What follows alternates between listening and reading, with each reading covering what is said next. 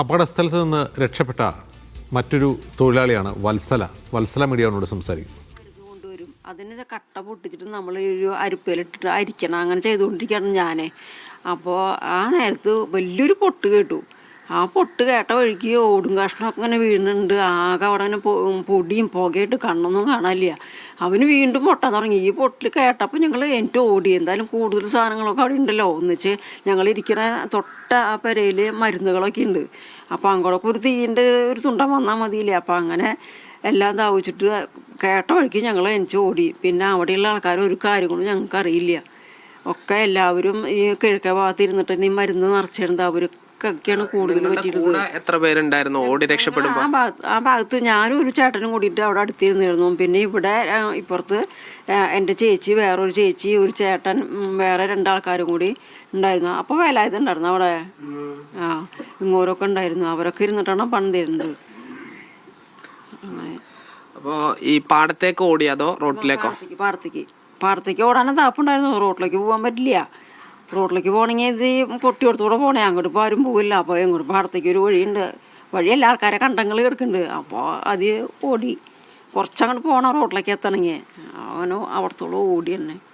അപ്പോൾ ഞാൻ ഓടണ നേരത്ത് ഒരു മനുഷ്യൻ മേലാകെ പൊള്ളിയിട്ടായിട്ട് കാണാനില്ല. പക്ഷെ തോലെല്ലാം പോയിട്ട് കാലൊക്കെ ഒന്ന് ചോന്നിട്ട് ഇതൊന്നും തുണിയൊന്നും ഇല്ല. ഒരു ഷെഡിയുടെ ഒരു ഭാഗം മാത്രമേ ഉള്ളൂ. ബനിയാനൊക്കെ ഇങ്ങനെ ഉരുകിയിട്ട് ഒരു ഭാഗം ഇങ്ങനെ ഞാന്ന് കിടക്കുമായിരുന്നു. ആ മനുഷ്യൻ തെറിച്ച് വന്നതായിരിക്കണം, അല്ലാണ്ട് നടക്കാൻ അയാൾക്ക് പറ്റില്ല. തെറിച്ച് വന്നതായിരിക്കണം. കിടക്കുന്നതാണോ കണ്ടത്? അവിടെ കിടന്ന് അയ്യോ അയ്യോ എന്ന് പറയണ്ട. അപ്പോഴും ഞങ്ങൾ ശബ്ദം കേട്ടപ്പോൾ നോക്കണത്. അപ്പോൾ എന്നെ ഒന്ന് പിടിക്കുക എന്ന് പറയണ്ട ചേട്ടാ. അപ്പോൾ ഞാനും ചേച്ചിയും കൂടിയിട്ട് പിടിക്കാൻ പോയപ്പോൾ ഞങ്ങൾക്ക് പറ്റണില്ല. അയാൾക്ക് നടക്കാനും നിൽക്കാനും ഒന്നും പറ്റണില്ല. അപ്പോൾ പിന്നെ വേറെ റോട്ടിലൊക്കെ കുറേ ആൾക്കാർ നിൽക്കുന്നുണ്ടായിരുന്നു, ഇത് ശബ്ദം കേട്ടിട്ട് വന്ന ആൾക്കാർ. അപ്പോൾ അവരെയൊക്കെ വിളിച്ചിട്ട് അവരൊക്കെ ആംബുലൻസിൽ കയറ്റിയിട്ടുണ്ട്. അതൊന്നും ഞാൻ പിന്നെ കണ്ടില്ല. ഞാൻ അപ്പോഴേക്ക് ഓടിയാണ്ട് റോഡിലേക്ക് എത്തി. ഈ മനുഷ്യനെ പിടിക്കാനും പറ്റണില്ല. അതായത് നിങ്ങൾ ഓടി രക്ഷപ്പെടുന്ന സമയത്ത് ആ ഭാഗത്തേക്ക് തെറിച്ച് വന്നതായിരിക്കാം. അങ്ങനെ അതിന്റെ മുന്നേ പൊട്ടി ഉടനെ വന്നിട്ടുണ്ടെന്ന് തോന്നുന്നുണ്ട്. ഞങ്ങൾ പൊട്ടിയപ്പോൾ എത്തുന്നതിന് മുൻപ് അവിടെ കിടക്കുന്നുണ്ട്. അങ്ങനെ ആയിരിക്കണം. ഞങ്ങൾ ഓടി അങ്ങോട്ട് ആ കണ്ടത്തിലേക്ക് വന്നതിന് ശേഷം അയാളെ കാണണത്. അപ്പോൾ അവിടെ പൊട്ട് കേട്ട ഉടനെ അയാൾ അവിടെ തെറിച്ച് വീണുണ്ടായിരിക്കണം. അങ്ങനെ ഞാൻ വിചാരിക്കുന്നത്, അല്ലാണ്ട് വരില്ല. അപ്പോൾ അയ്യോ അയ്യോ എന്നൊക്കെ പറയുന്നുണ്ട്. വേറെ കൂടുതലും തീരെ അയാൾക്ക് എനിക്കാനും ഒന്നിനും വയ്യ. മേലൊക്കെ ഇങ്ങനെ എവിടെയും തോലില്ല, അത്രത്തോളമായിട്ടാണ് ഇരിക്കുന്നുണ്ടായിരുന്നത്. കാലുമൊന്നൊക്കെ ഇങ്ങനെ മാംസകഷ്ണം പോയിട്ട് ഈ എല്ലാ വിരലുകളും ഇങ്ങനെ ചോന്നിട്ടായിരുന്നായിരുന്നത്. ആളെ എങ്ങനെ നടക്കുക. പിന്നെ ഞങ്ങൾ ഓണത്തോടൊക്കെ നിറച്ച് മുള്ളും കല്ലും തൊട്ടാവഴിയുടെ മുള്ളൊക്കെ ഉണ്ടാകാൻ കണ്ടത്തിൽ ചെരുപ്പിട്ടിട്ടൊന്നുമല്ലല്ലോ ഓടുന്നത്. അതുകൂടെ കൊണ്ട് ഓടി. ഇപ്പൊ നിങ്ങളുടെ കൂടെ ചേച്ചി ഉണ്ടായിരുന്നല്ലോ, ചേച്ചിയുടെ തലയിൽ എന്താ ചീള പതിച്ചാണോ? എന്തുകൊണ്ടാന്ന് ചേച്ചിക്ക് അറിയണില്ല. എന്തോ കുത്തി വീണ്ട് ഇത്രയ്ക്കേണ്ട കൈ ഇങ്ങനെ താന്നു പോകുന്നുണ്ട് അങ്ങോട്ട്. അപ്പൊ എന്താന്നും ചേച്ചിക്ക് അറിയണില്ല. കുത്തി എന്നുള്ളത് അറിയണ്ട, അത് എങ്ങനെ വന്നു ചേച്ചിക്ക് അറിയണില്ല. അപ്പോൾ അവരൊക്കെ ഈ പടക്കത്തിൻ്റെ തിരി ഉണ്ടല്ലോ, അതുമ്പോൾ മരുന്ന് പുരട്ടിയിട്ട് ഇങ്ങനെ ഇടുകയായിരുന്നേ. അപ്പോൾ ആ പണി കുറച്ച് നനച്ചിട്ട തുണി കഴിഞ്ഞു.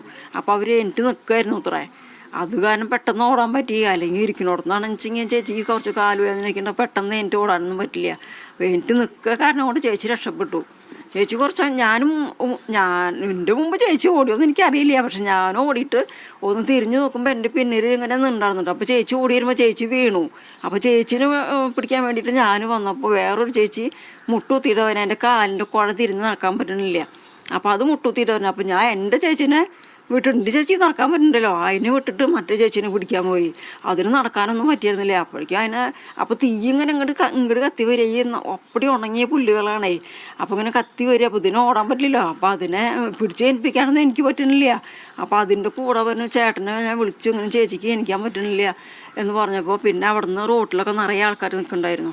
അപ്പോൾ ഓരോരുത്തർ അവർക്കാർക്കും വരാൻ ധൈര്യമില്ല. നമ്മളെല്ലാം കത്തി കഴിഞ്ഞിട്ടില്ലേ, ഒക്കെ പൊട്ടണ ശബ്ദം കേൾക്കാണ്ട്.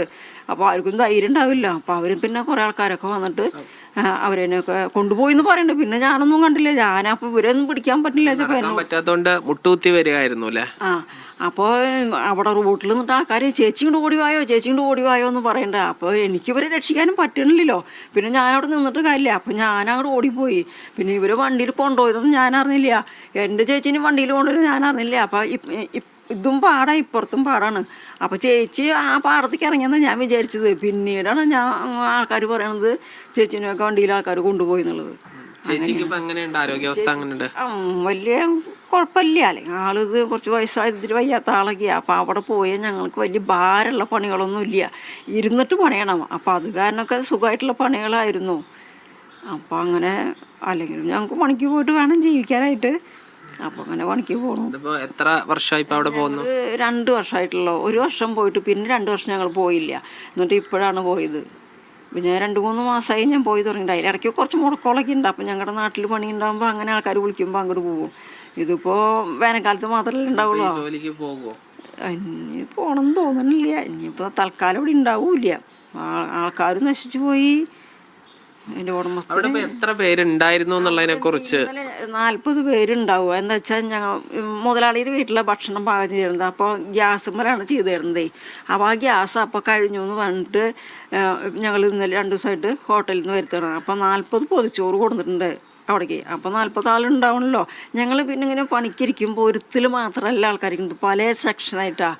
അപ്പോൾ എല്ലാവരും ഇനി ഒത്ത് നമുക്ക് കാണാൻ പറ്റില്ല. അപ്പോൾ എണ്ണാനൊന്നും പറ്റില്ല. ഭക്ഷണം കഴിക്കാൻ വരികയിലും ഒരുമിച്ച് എല്ലാവരും വരുമൊന്നുമില്ല. അപ്പോൾ നമുക്ക് എല്ലാവരും ഇനി ഒരുമിച്ച് നമുക്ക് കാണാൻ പറ്റില്ല. അപ്പോൾ ഈ ഭക്ഷണം നമുക്ക് ഓർഡർ കൊടുക്കുമ്പോൾ ആൾക്കാരെ എണ്ണണ്ടേ. അപ്പോൾ അത് കാരണം 40 ആൾക്കാരുണ്ടെന്ന് ഇന്നലെ പറയുന്നുണ്ട്. അതിൽ 2-4 ആൾക്കാർ ഓടിപ്പോയത് ഞാൻ കണ്ടു, ഞങ്ങളുടെ ഭാഗത്തിരുന്ന ആൾക്കാർ. പിന്നെ കുറേ ആൾക്കാരുണ്ട്. എത്ര ആരൊക്കെയാണെന്ന് ഞങ്ങൾക്ക് അറിയണില്ല. എല്ലാവരും ഈ ചുറ്റുഭാഗത്തുള്ള ആളുകളാണ്. ഇത് കൂടാതെ ദൂര സ്ഥലങ്ങളിൽ നിന്നുള്ള ആളുകളുണ്ട് അല്ലേ? പിന്നുണ്ട് പട്ടാമ്പി, കവളപ്പാറ, കാവശ്ശേരി, പിന്നെ ചേലക്കര, എടപ്പാള്, കുണ്ടന്നൂർ, അങ്ങനെയുള്ള സ്ഥലത്തു നിന്നൊക്കെ ആൾക്കാർ വരുന്നുണ്ട്. അപ്പോൾ കുറച്ച് ആൾക്കാരൊക്കെ ഇവിടെ താമസിക്കുന്നവരകലേന്ന് പറഞ്ഞവരൊക്കെ ഇവിടെ താമസിക്കുന്നവരൊക്കെ വിഷുവിനൊക്കെ ആൾക്കാർ വീട്ടിലേക്ക് പോയിട്ട് അവരിപ്പോൾ വന്നിട്ടുള്ള. ഇനിയിപ്പോൾ തൃശ്ശൂർ പൂരത്തിൻ്റെ പണി തിരക്കായല്ലോ. അപ്പോൾ ആ തിരക്കൊക്കെ കഴിഞ്ഞിട്ട് വീട്ടിലേക്ക് പോകുള്ള ആൾക്കാർ 2 ദിവസം കൂടിയും കഴിഞ്ഞ് ആ സാമ്പിളിനുള്ളത് അങ്ങോട്ട് കൊണ്ടുപോകാമെന്ന് വിചാരിച്ചിട്ടിരിക്കുകയായിരുന്നു. അപ്പം അതിന് മുമ്പ് അതിപ്പോൾ സംഭവിച്ചത്. എല്ലാം പോയി, ഒക്കെ പണിത് വെച്ചൊക്കെ പോയി. ഞങ്ങൾ ഭാഗ്യം കൊണ്ട് രക്ഷപ്പെട്ടു എന്ന് തന്നെ പറയാൻ പറ്റുള്ളൂ. നമ്മുടെ ആയുസ് ഒതുങ്ങിയിട്ടില്ല. അത് കാരണം ആ പൊട്ടിൽ കേട്ട വഴിക്ക് ഞങ്ങൾ എനിക്ക് ഓടി. പിന്നെ ആ ഭാഗത്തേക്ക് ആ ഭാഗത്തു നിന്നൊക്കെ ആൾക്കാർ അവിടെ ഓരോ ഭാഗങ്ങൾ കിട്ടിയെന്ന് ഇപ്പോൾ ഇവിടെ ഇരുന്നൊരു ചേച്ചി പറഞ്ഞത്, തെറിച്ചു പോയിട്ട്. അതേപോലെ ഇവിടെ പൊട്ടിച്ചെങ്കിൽ ഈ ഭാഗത്തേക്കും കണ്ടെത്തുന്നൊക്കെ പറക്കിയെടുത്തെന്ന് പറയുന്നുണ്ട്. ജീവൻ തിരിച്ചു കിട്ടിയതിൻ്റെ ആശ്വാസത്തിലാണ് വത്സല.